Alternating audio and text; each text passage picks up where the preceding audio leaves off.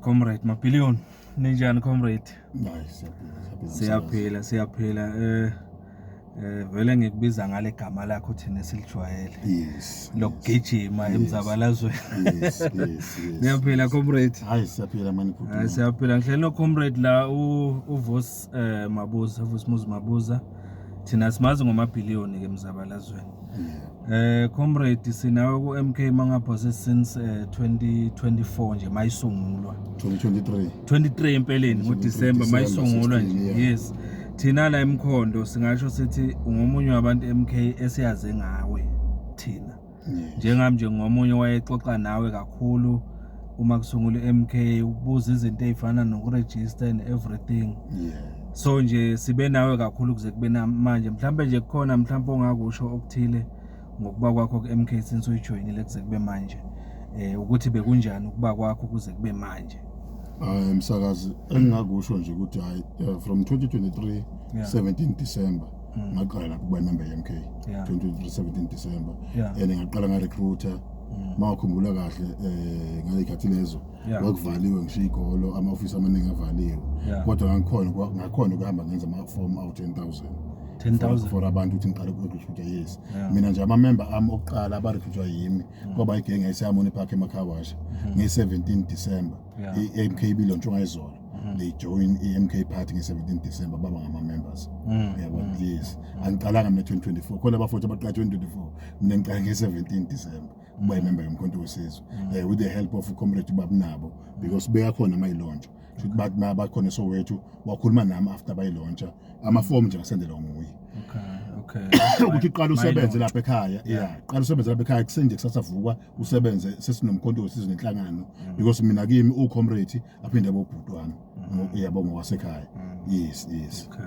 So mhlawumbe ungathi ngoba siyakhumbula athi rally yokuqala yomkhonto wesizwe yaba la Mkhondo. Yes. Kufika umsholozi yini nani silida yonke into kuhamba kahle nje. So sakujabulela kakhulu lokho thina futhi umkhondo wafike wenze ibukwana kuma elections. Selo kunjalo niyasihola kuyo yonke le nto le. So ingakho ngithi ake siqale lapho le ngxoxo yethu ukuthi mhlambe nje before sifika esimemezelweni ngoba ngiyathola ukuthi kunene isimemezelo onaso ozosenza namhlanje kumele sithi ukubheka kancane nje in summary ukuthi since mhlambe kwafika umsholozi eMkhondo kwaba nerally sawina ama-elections 2024 kuze kube manje mhlambe nje yini ongayisho ngomkhonto wesizwe ngokwenzile nawe part of yona eMpumalanga especially eMkhondo? Msakazi ngiphinde ngene futhi ngibelele again kubalaleli bakho nababukeli bethu. Msakazi from 2024 after vele sesinama form sesakhona ukuregister umkhonto wesizwe wonke umuntu bekazuthi ekhaya. Yabona nami ikhaya uyabona noma thiwa angikhophiyopila ngaleyo ndlela noma ngadumi ngaleyo ndlela kodwa kukhona abantu abathembele ukuthi masibona abamabhiliyoni balapha ya shuthi ikhaya eliphilayo ene bonke abantu bajoyina ngehope ukuthi kunobaba uZuma ngoba phela niyaziwa nabaholi bethu vele siyalazi galelo lababa uZuma futhi Msakazi thina. So into yababa uZuma vele into esibona ukuthi iphezulu and into esicopheleni right umuntu omnyama uyokhululeka kunobaba uZuma. Uyabona because mawuthatha ubuka abantu abaningi base recruiter bathi abantu hey yazi thina sagcina ukuthola most especially abantu basebenza under government sagcina ukuthola ama increment kuphethe uZuma after ngaphethanga uZuma zange siphinde ama increment. Uyabona so sizokwenza sure ukuthi siyajoyina inhlangano ehamba nayo amabhiliyoni siyayibuyisela futhi bakhona. Uyabona mina ngidlala igalelo kakhulu unhlangano 2024 siyakuma elections vele siyangethemba ukuthi vele siyawuthatha iSouth Africa siyathatha umhlaba ngowethu izwe sithathele vele libuya kumkhonto wesizwe ngebhadi ke Msakazi ubokwazi ukuthi iexcitement iyo futhi ephinde imosha izinto ngoba mhlambe kukhona nathi la sajabula khona kakhulu wafika abaseka kakhulu nakithi bakhona ukusikhwabanisela ngemuva but nje wonke umuntu nawe uyazi ukuthi unakemqondo ukuthi usawina. Yabona but sisi ngama results avelayo bo TV and everywhere so uyabona ukuthi asiwinani kodwa ke uwiniwe kunjalo Msakazi bokwazi ukuthi saba control umkhonto wesizwe wathi uzaliwe unezinyanga ezithile ungana unonyaka unezinyanga ezithile wakhona ukuthi ungene eParliament wakhona ungena kuma legislators. Yabona eshaya umthetho so lokho kukhulu ukuze umkhonto wesizwe achievement enkulu leyo eyangeke uyenze wena nje usuka uthi uvula inhlangano uyenze i-achievement enkulu le ekhombisayo necapacity yakhe ukuthi ine-capacity so bothi uma ubuka ukhuluma ngomkhondo wesizwe nawe ucabanga owethu sekhaya ubona ukuthi no ikusasa lami this is my future yabona nami manje laba engicindezelayo khona ku-ANC kodwa manje sengisendaweni engengicindezelayo kuyo yabona yes cha umkhondo wesizwe mfowethu inhlangano e-right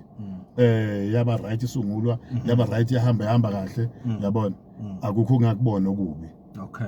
yeah mhlambe nje kwi-state sasempumalanga njengamanje ungayinikane umkhonto wesizwe njengamanje empumalanga specifically especially njengoba sibheke kuma local government elections kukhona ongakuphawula nge-MK status sayo njengamanje empumalanga sibheke kuma election umsakazi okwamanje akukho engikuphawula izathu sami sithi mina umsakazi isimemo zalami ngizosenza isinqumo sathu sa last year sida this year so angeke ngize ngiphawule ngoba akukho okuningi bekusakulandelela yeah bengasalandelela into eziningi ngokwa ngele sizathu engizosibeka sesimemo zalo sami bengasalandelela into eziningi kakhulu so ngeke ngisho ukuthi iMK imephi kwamanje ikusiphi stage kumanje anyazi yeah ngeke ngize ngiphawule angazi angifuni ukuphawula ngikhulume kabi ungathi khona iMK engenze kona noma khona engikwenzile ukuthi iMK ngiyabaleka noma ngibaleka neqiniso lokuthi kwenzakalani kuMK hayi angifuni ukuphawula into engekho mhlawumbe azivele zingene kuso simemezelo ukuze siyenze lento ibe lula uzokhona ukuyikhululeka uyixoxa kahle indaba ukuthi after isimemezelo yiloko mhlawumbe singafisa ukuthi ama MK special asemkhonda akwazi isimemezelo sakho sithini namhla comrade msakazi ngiyabonga kakhulu ngibonga nje nokuthi msakazi ungilalele mangicela ukuthi cethu ngibe nesimemezelo ekhasini lethu le-MK ngoba ikhasi lakho lisebenza nge-MK nomphakathi ke ongakuthintela napolitiki ikhasi lakho lisebenza ngaloko lokunceda umphakathi kahle at large msakazi ngovusa umuzi mabuza ngihlala lapha eWard 14 ngafika khona 1998 ngifika manje eWard 14 mhlambe umuzi wasekhaya umuzi wesithathu abantu ma-RDP ewaqala ukuba khona msakazi ngiyasula ku-MK angifuni ukuba imember ya-MK anymore ngiyaphuma ku-MK yes ngiyaphuma ku-MK angisasiyimember incwadi ngibhalile ngiyibhala bayithole ebranchini la ngihlala khona abaningi abengiqhuba nabo umzabalazo angifuni ukuzokuhlanganisa ne-MK anymore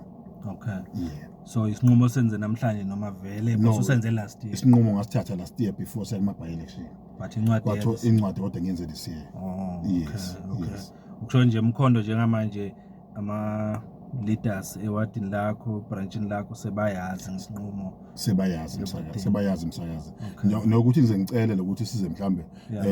ngike ngikhulume nabalaleli bakho or ungifake epageni lakho ukuthi wena msakazi angifuni ukuthi mangihamba ngizenzele into zami umuntu angirigade as a comrade angisasile comrade msakazi yabona nje ngibonile masibingelelana la masaqala sibingelele as comrade ngoba bongazi ngizothini yabona angisasile comrade angikhose kumhlangano ye-MK party emsakazi njengoba ngisula inhlangano ye-MK party alikho iqembu lezepolitiki elisangishelile lathi mabhiliyoni sibonile ukuthi ngomgqibelo ubhala incwadi waphuma ku-MK party nali iqembu lethu ozakulo abakho abasasho njalo nami ayikho interest engisenayo eqembini lezepolitiki akukho iqembu engisalibonile engingajoyina kulo engizoqhubeka nako ukusiza umphakathi ngiyimele njengoba ngangenza ngaqala manje besimashela abafowethu basalenkini ngangibamashela ngecap lami lokusiza umphakathi because from lento le akayiqala ke manje umsakazi iqala 2009 kimi 2009 saba ne concern group emkhonto concern group I was part of it you were part of the concern group part of concern group simoveza fika 2023 masibosha nabo trainer coverage ngoba kunaleza strike nje ngo 2009 lesi 2013 nje makuboshwa bo treasure besikhona bengiphatha saboshwa sonke 2013 sasuka from the concern group yes ukuthi laba abanye bebakhona sasimova nabo 2009 ku concern group bese bakhulile ngokomnyaka so akukhona abangasakhona ukwenza instead uyazi ukuthi makustrike akagijinya kunani na so sathi sayivusa thina sathi siqhubekeni labe siqale khona saqhubeka 2013 ngebhadeli libi sakhona ukusaboshwa kwabanjani njani but nje lokho komphakathi ukuthinta umphakathi ukuthi hayi lapha njengoba abafana basalekhe bambekisa baboshwa ngaba kukhona kuba phambili ngakhona ukuyokwenza bo section 204 in lapha ngakhona ukuyigcwalisa lento leyo ukuthi ngiyazi ukuthi ayikho izoshisa ayikho ozomoza vandalize yabona ngoba smasha peaceful lo ngisazoqhubeka ngikwenza sinama problems ke mkhondo abantu abanamanzi abantu abanagesi abantu abanamgwaqo abantu infrastructure nje inqala sizinda ayikho emkhonto but mabe kukhona ukuthinta abantu babathi ngisondele ngisazosondela mfana mphathi wami ngisazosondela kakhulu but ngeke ngisondele ngekhephe lepolitiki. Okay so nje ngafishane mangabuza ngathi awunanxa no MK ukuthi anginanxa no MK anginanxa no MK yabona nje kubhlungu engikuzwile ukuthi ku MK enye into yomphasakazi into nje enginenxa nayo MK amanga MK Party ayikho into okhona iqiniso imember MK Party yabona MK Party makhulunyu ubaba uthe bangambuza akaza kudibana leyo baba ku MK Party bathi manje namuhla ngithola ukuthi mangifona kuthiwa isokujona iqembu lezepolitiki mabhiliyoni kuthiwa yini akuzana yini service delivery party ngathi angiyazi ukuthi yini le service delivery party la dropin ngihlala ngase dropin sekasuka Harmony Park ngihlala ngase dropin mara sase part of 114 sikune WhatsApp group esayivula sathi service delivery futhi masibona into like ubona ibridge liwile ubona umgwaqo ugubhekile siposta khona swazi ukufinyelelisa kuphi kwamasipala masinyana angazi noma be meant that or babone lokho bakubone late ukuthi mabhiloni kule group leyo yalabelungu lento yala mkhondo alikho iqembu lezepolitiki elisangishelile nami alikho engisalibone interest enemsakazi I must guarantee you this ngiphumile komkhonto wesizwe ngeke ngibe ilunga le-ANC ngeke ngibe ilunga le-EFF okay ngeke ngibe ilunga le-DA ngeke ngibe ilunga le-ANSA ngeke ngibe ilunga le-IFP ngeke ngibe ilunga lomkhonto wesizwe in short emkhondo kwipolitiki okwamanje usamile ngimile nje kwamanje completely nami ngisakazi kahle kahle mina ngosomabhizinisi but then bese yonke lento yami leyo bese nganaso isikhathi sayo isikhathi esenginaso sepolitiki engangikhulisi yabona umsakazi kubhlungu